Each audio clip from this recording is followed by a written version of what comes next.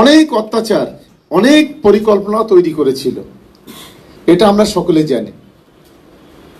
এবং তারপর থেকে ধারাবাহিকভাবে বিশেষ করে এই তিনটে অঞ্চলের উপরে আইএসএফ এর আশ্রিত সমাজ বিরোধীরা তারা বিভিন্ন সময় বিভিন্নভাবে আমাদের কর্মীদের বিভিন্নভাবে আঘাত করা, বিভিন্ন সমস্যা তৈরি করা এরা বারে বারে করার চেষ্টা করেছে। কিন্তু আমি ধন্যবাদ জানাবো এই তিনটি অঞ্চলের নেতৃত্বকে, যারা অক্লান্ত পরিশ্রম করেছেন। আর ওই 6টি অঞ্চলের সহযোগিতায় একটা টিম ভাঙড় 1 তৈরি হয়েছিল বলে এত ভালো রেজাল্ট আমরা কিন্তু ভাঙড় 1 নম্বর ব্লকে আমরা করতে পেরেছি। এটা আমাদের কাছে অনেক বড় পাওনা। এবং আমরা সকালে ভাঙড় 2 মিটিং করেছি সমস্ত পঞ্চায়েতের সদস্য, ঠিক আপনাদের যেভাবে সকলে আছেন। আমরা একেবারে একটা প্রতিশ্রুতিবদ্ধ যে 2026-এর নির্বাচনকে সামনে রেখে এখন থেকে আমরা ধারাবাহিকভাবে আমরা কর্মসূচি নেব। বিশেষ করে যারা জনপ্রতিনিধি আমি তাদেরকে বলবো যে আপনাদের একটা বড় দায়িত্ব আছে। দেখুন, দলে অনেক লোক ছিল, তাইলে আপনাদেরকে টিকিট দিয়েছে দল, আপনাদের সম্মানিত করেছে। আপনি কে প্রধান হলেন, কে উপপ্রধান হলেন, কে কর্মাধ্যক্ষ হলেন বা কে হতে পারেননি, এটা বড় কথা নয়। আপনারা একজন জনপ্রতিনিধি হিসেবে, আমি যেমন একজন জনপ্রতিনিধি, আমার নামটা যেমন সরকারি খাতায় আছে, আপনাদের নামটাও সরকারি খাতায় আছে। দল যখন কোনো সম্মান দেয় সেই সম্মানটা তার মর্যাদা, তার যোগ্য মর্যাদাও দিতে হয়।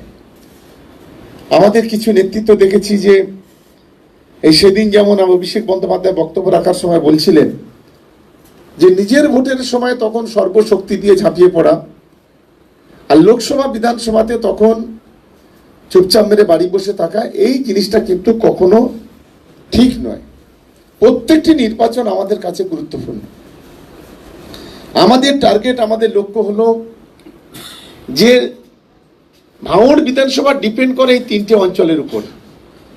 ভাঙড় বিধানসভার অঙ্কটা খুবই ক্লিয়ার। এই 3টে অঞ্চলের ওপারে 4-5টা অঞ্চল যদি ভালো রেজাল্ট করে, আর ওখানে যদি 2-4টে হেরে যায়, তাতে কিছু আসবে না, যাবে না, ভাঙড় বিধানসভা জিতবে।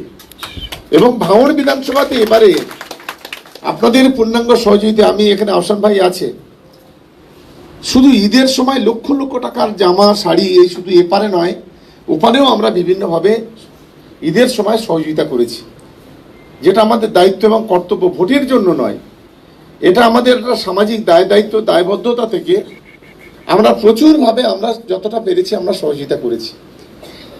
এখনো পর্যন্ত মনে হয় দেনা সারা বছর যদি আমরা দিই তবু সেই দেনাগুলো শোধ করা যাবে না। সে কাপড়ের দোকানে বলি, ফ্ল্যাগের দোকানে বলি, গেঞ্জির দোকানে বলি, লুঙ্গির দোকানে বলি, সর্বত্র কিন্তু আমাদের এই অবস্থার মধ্যে আমরা আছি। আমি সেই কারণে সকলকে বলবো যে এখন থেকে আমাদের একটু চোখ কান খোলা রেখে আমাদের এগোতে হবে।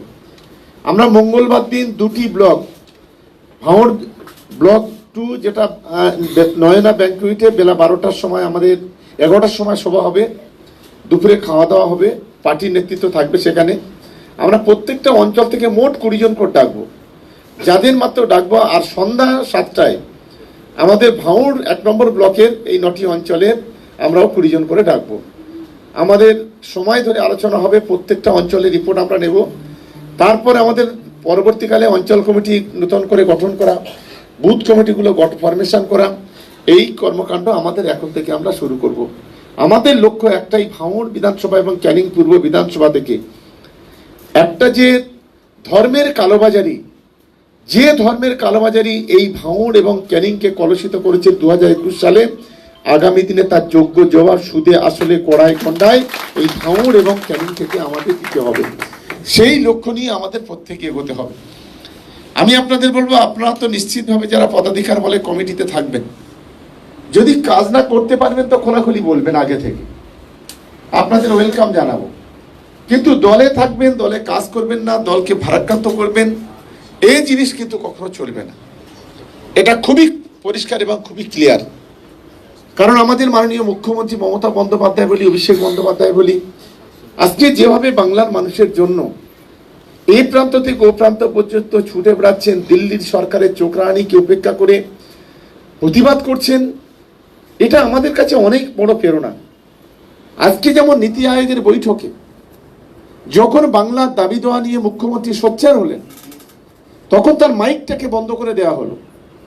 5 মিনিটের বেশি বলতে দেওয়া হয়নি। অন্ধ্রপ্রদেশের মুখ্যমন্ত্রী 20 মিনিট বক্তব্য রাখলো।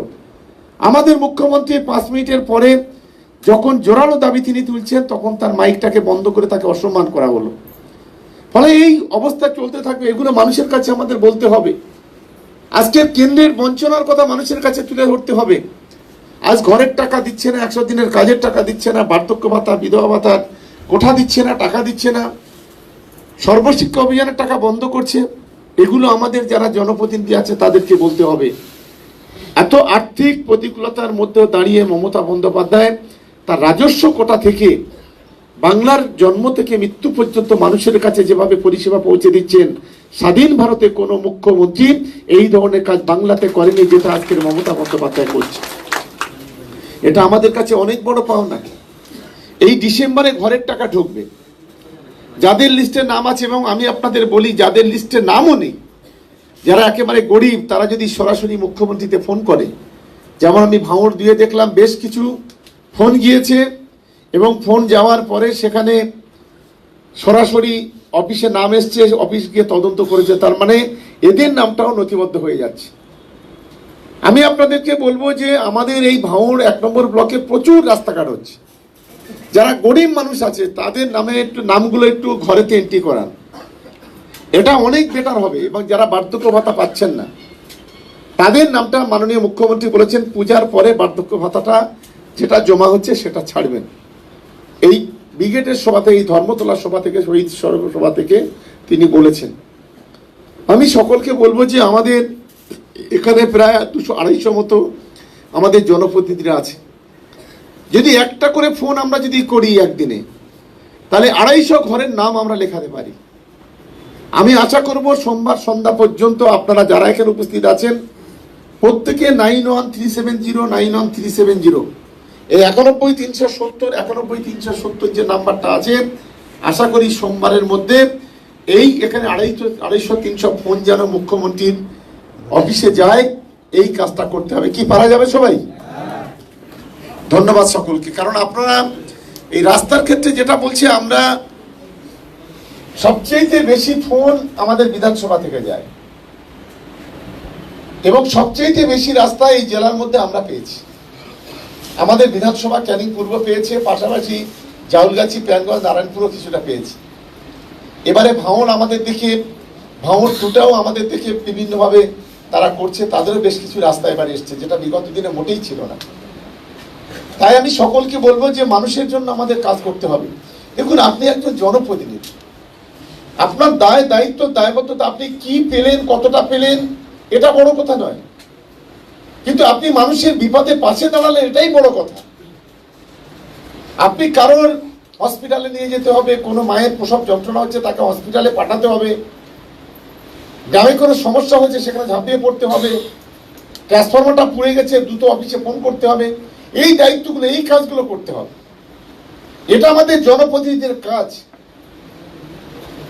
এটা আমাদের মানুষ আমাদেরকে ভোট দিয়েছেন, নির্বাচিত করেছেন, লক্ষ লক্ষ মানুষ আছে।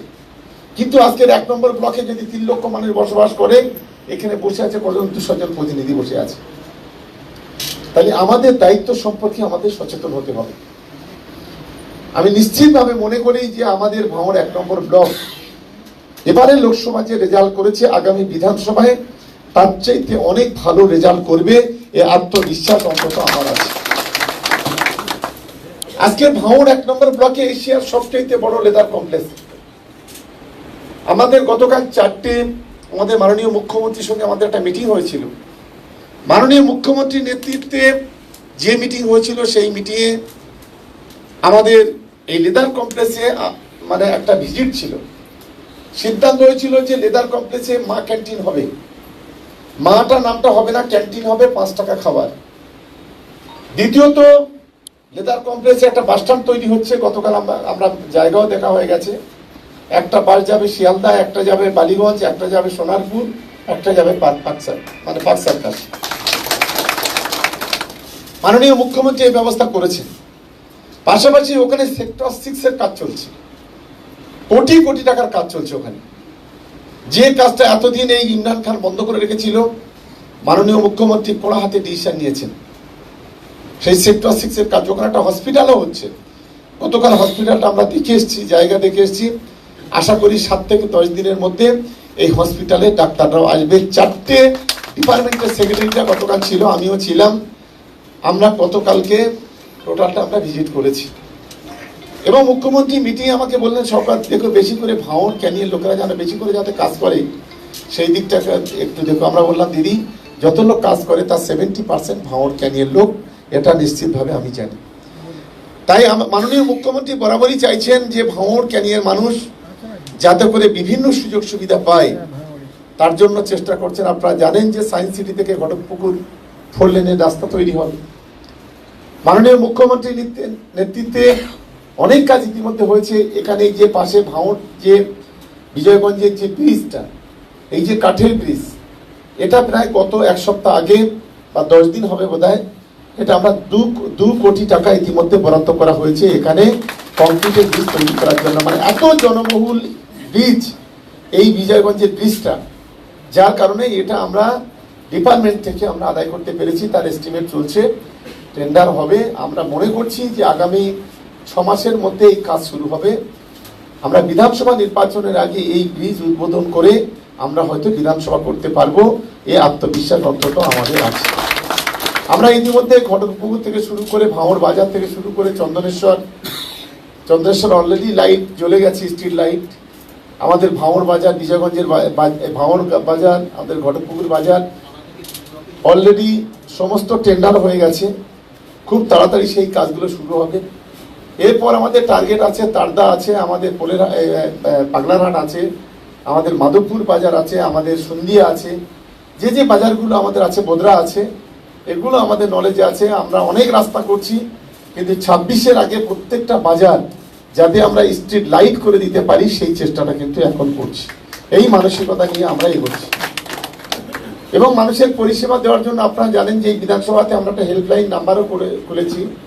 সেখান থেকে প্রতিদিন এই এলাকার মানুষের বই কেনা, ঔষধ কেনা, মেয়ের বিয়ে থেকে শুরু করে বিভিন্ন হসপিটালে ভর্তি, কলেজে ভর্তি, স্কুলে ভর্তি, এটা কন্টিনিউ ভাঙড় বিধানসভাতে চলছে। আমাদেরও একটা হেল্পলাইন নাম্বার আছে, আমাদের তো কন্টিনিউ আছে। ভাঙড় দিক থেকে কম যায়, কিন্তু ক্যানিং টুতে প্রতিদিন সেখানে আমাদের বই কেনা, ওষুধ কেনা, কলেজে, স্কুলে, হসপিটালে ভর্তি করা, এটা কন্টিনিউ আমাদের চলছে। আমি তাই সকলকে বলবো যে আমাদের জনপ্রতিনিধি হিসেবে নিজেদের যে দায়িত্ব এবং দায়বদ্ধতা, সেই বিষয়টাকে মাথায় রাখতে হবে। এবং সবার আগে মনে রাখবেন, আপনি পার্টির একজন কর্মী। পার্টি ছিল বলে আজ আপনি জনপ্রতিনিধি, পার্টি ছিল বলে আজ আপনি প্রধান। আর আমি প্রধানদের বলবো, পঞ্চায়েত সমিতির সদস্যদেরকে গুরুত্ব দিতে হবে। প্রত্যেকটা ভোটের সময় পঞ্চায়েত সমিতির সদস্য হলো 100 মেম্বার, তাদেরকে মিটিংয়ে ডাকতে হবে। প্রধান, উপপ্রধান, সঙ্গে সঙ্গে পার্টির যারা অঞ্চল প্রেসিডেন্ট আছেন তাদের ডেকে নিয়ে একটু পরিকল্পনা করে তাদের কাছ থেকে প্রপোজাল নিয়ে আমাদের ডেভেলপমেন্ট কাজগুলো করতে হবে। আমি আশা করি যদি একটু আমরা মাথা খাটিয়ে, বুদ্ধি খাটিয়ে, পরিকল্পনা করে যদি আমরা এগোতে পারি, আমাদের আগামী দিনের যে লক্ষ্য, বিশেষ করে ভাঙড় ক্যানিং সংখ্যালঘু অধ্যুষিত এলাকা, এই এলাকা থেকে এই ধর্মের কালোবাজারি নওশাদ সিদ্দিকীকে এখান থেকে একেবারে তুলে ফেলে দেওয়ার ব্যবস্থা আমাদের করতে হবে। নাহলে আমাদের সোসাইটি, আমাদের সমাজটা ধ্বংস হবে। যেভাবে যুব সমাজের বাচ্চা ছেলেগুলোকে নিয়ে যে নোংরা খেলা খেলছে, সেই নোংরা খেলার বিরুদ্ধে আমাদের লড়াই। আইএসএফ কে ভোট দেওয়া, আইএসএফ কে সমর্থন করা মানে বিজেপিকে সমর্থন করা। আমি গতকাল হঠাৎ দেখলাম বিধানসভাতে সেই বাইবেল সব, গীতা, একটা করে গীতা হাতে করে নিয়ে এসছে। কেন? কোথায় ববি হাকিম কি একটা কথা বলেছে, সেই জন্য গীতা নিয়ে প্রতিবাদ করছে। আর সারা দেশ জুড়ে যেভাবে আজকে বিজেপির নেতারা, আরএসএস এর নেতারা যেভাবে হিন্দু মুসলমানকে বিভাজন করছে, যেভাবে বুলডোজার চালিয়ে দিয়ে ধ্বংস করছে একটার পর একটা গ্রাম, একটার পর একটা ধর্মীয় প্রতিষ্ঠান, তখন সেখানে তো কেউ কোরআন নিয়ে কেউ তো প্রতিবাদভাবে করে না। মানে এরা কত বড় নির্লজ্জ, কত বড় অসভ্য। এই শুভেন্দু অধিকারীর মতো নেতারা, এদের আগামী দিনে বাংলা থেকে বিদায় দেওয়ার পালা, এবং বিদায় হবে কোনো নিশ্চিন্তে, কোনো অসুবিধা নেই। গতকাল একজন আইএস অফিসার বলছিলেন যে এদের আর কিছু নেই। আপনি যত দিন যাবে এদের মধ্যে 4টে গ্রুপ তো হয়েছে, আর বাদ বাকি আস্তে আস্তে বিজেপির পতন সারা দেশ জুড়ে যখন শুরু হয়েছে, বাংলাতে এদের সিট কটা পাবে আগামী দিনে সেটাই এখন দেখা। তাই আমি সকলকে বলবো, এরকম একটি সময়ে আমরা যেন সুযোগের সদ্ব্যবহারটা করতে পারি, মানুষের পাশে থেকে আমাদের কাজ করতে হবে। তিনটি বিষয় মাথায় রাখতে হবে। এক, আমাদের নেতৃত্ব যারা আছেন, প্রথম কথা হলো ধৈর্য। এই ধৈর্যটা ধরার মতো মানসিকতা তৈরি করতে হবে। দুই, স্যাক্রিফাইস, ত্যাগ। এই ত্যাগটাও আমাদের করতে হবে। আর তিন হচ্ছে সেন্টিমেন্ট বলে কোনো বস্তু পার্টিতে নেই। অনেকেই মনে করেন, অনেকে দেখি দুটো কথা বললে আবার ফরকে যায়, রাগ হয়।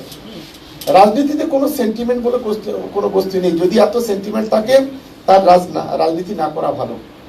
আর 4 নম্বর, বিশেষ করে যারা গরিব খেটে খাওয়া মানুষ, সেই মানুষগুলোকে, সে রিক্সা চালক হতে পারে, ভ্যান চালক হতে পারে, এদেরকে কাছে টানতে হবে, ভালোবাসতে হবে। এই কাজগুলো যদি আমরা তৃণমূল কংগ্রেসের পক্ষ থেকে আমরা যদি করতে পারি, ভাঙড় ক্যানিয়ার মাটি থেকে বিরোধীরা আগামী দিনে চোখে সর্ষের ফুল দেখবে।